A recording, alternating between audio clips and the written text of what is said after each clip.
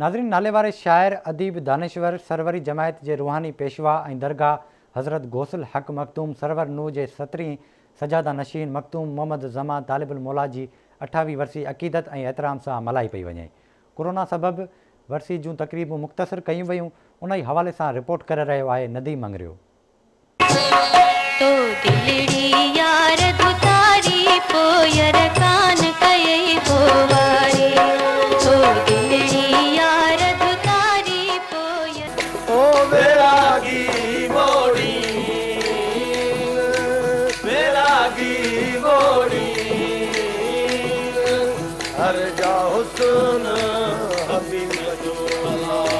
हर माण्हू पंहिंजी अलॻि तारीख़ ऐं सुञाणप रखंदो आहे। के माण्हू तारीख़ थींदा आहिनि जेके ॿियनि लाइ जीअंदा आहिनि। अहिड़नि मोतियुनि जहिड़नि माण्हुनि मां सरवर जमायत जो रूहानी पेशवा दरगाह गौसलक मखदूम सरवर नूह जो 17 सजादा नशीन मखदूम मोहम्मद ज़मा तालिबुल मौला बि हिकु। मखदूम मोहम्मद ज़मा तालिबुल मौला घण रुखी शख़्सियत हो। पाण सियासतदान, अदीब, दानिश्वर, शाइर, यतीमनि, मिसकीननि ऐं मज़दूरनि जी फरियादनि जा तर्जुमान हुआ। मखदूम मोहम्मद ज़मा तालिबुल मौला 4 अक्टूबर 1919 ते गौसलक मखदूम सरवर नूह जे 16 सजादा नशीन मखदूम गुलाम मोहम्मद सिद्दीकी उर्फ गुल साईं जे घर में जनम वरितो। मखदूम गुलाम मोहम्मद सिद्दीकी उर्फ गुल साईं जिन जे विसाल बैदि 18 दिसंबर 1944 ते हज़रत गौसलक मखदूम सरवर नूह जे 17 सजादा नशीन जी हैसियत सां मसनद ख़िलाफ़त ते वेठा। मखदूम तालिबुल मौला सिंधी अदब लाइ जेके ख़िदमतूं सरअंजाम ॾिनी उन्हनि खे कॾहिं फ़रामोश नथो करे सघिजे। हू न सिर्फ़ु सिंधी ॿोली जो पारखू हो पर जदीद सिंधी जो माहिर बि हो। 1957 में खेसि जमियत शोराए सिंध जो सदर चूंडियो वियो। सिंधी अदबी बोर्ड जो 2 भेरा चेयरमैन रहियो। क़ौमी असेंबली जो केतिराई भेरा मेंबर पिणु चूंडियो। तइलीमी हवाले सां तालिबुल मौला हॉस्टल खिपरो, तालिबुल मौला हॉस्टल हाला ऐं मुख़्तलिफ़ प्राइमरी स्कूल संदन तइलीमी ख़िदमतुनि जो ज़िंदा मिसाल आहिनि। मखदूम तालिबुल मौला जा 25 किताब शाया थिया जिन में रिबायात तालिब, बहार तालिब, शैतान, इस्लामी तसव्वुफ़, मसनवी अक़ल व इश्क, कचकोल, यादे रफ़्तगाह, मिस्रीअ जूं तड़ूं, शान सरवरी, इमाम गज़ाली जा ख़त, ख़ुद शनासी, सिंध जा शिकार, तुला, काफ़ी,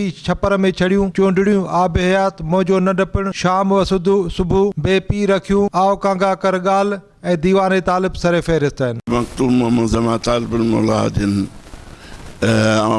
सम्झा थो त हिन ख़िते जा अज़ीम आलिम, अदीब, शाइर ऐं लेखक ऐं उन सां गॾोगॾु उन रूहानी शख़्सियत जो जेको पहलू हो उहो सभ खां वधीक नुमाया हो।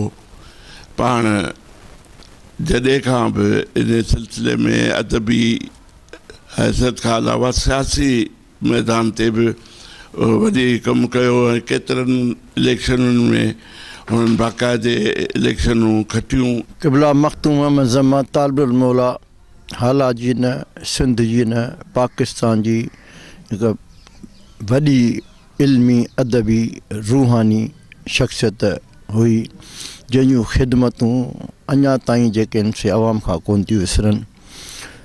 मखदूम तालिबुल मौला हिकु फ़क़ीर सिफ़त इंसान हो ऐं सरवरी जमा जो रूहानी पेशवा हो।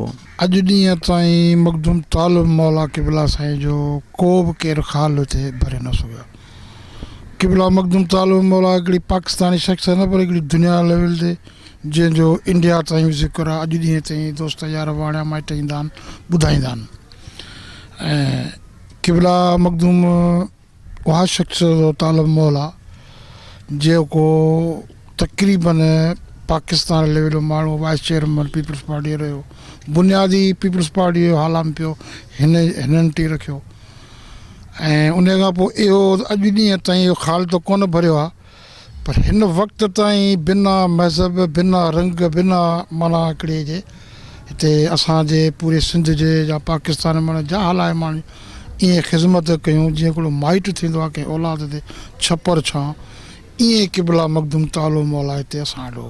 अंदरि शाइरी मन मोहींदड़ काफ़ियूं ऐं गज़ल सिंध जे केतिरनि ई भलोड़ फनकारनि आबदा परिन, रूना लीला, मिस्री फ़क़ीर अमीर बख़्श, सजण फ़क़ीर ऐं ॿियनि ॻाया जेके सदाईं सिंध जे अवाम जे दिलनि में रहंदा। मखदूम मोहम्मद ज़मा तालिबुल मौला जहिड़ा अमल इंसान ऐं फ़क़ीर माण्हू सदियुनि खां पोइ पैदा थींदा आहिनि। 11 जनवरी 1993 जो ॾींहुं यकीनन सिंध वासियुनि खां न विसरंदो छाकाणि त जेके ज़िंदा क़ौमूं हूंदियूं आहिनि उहे पंहिंजे मौसननि खे हमेशह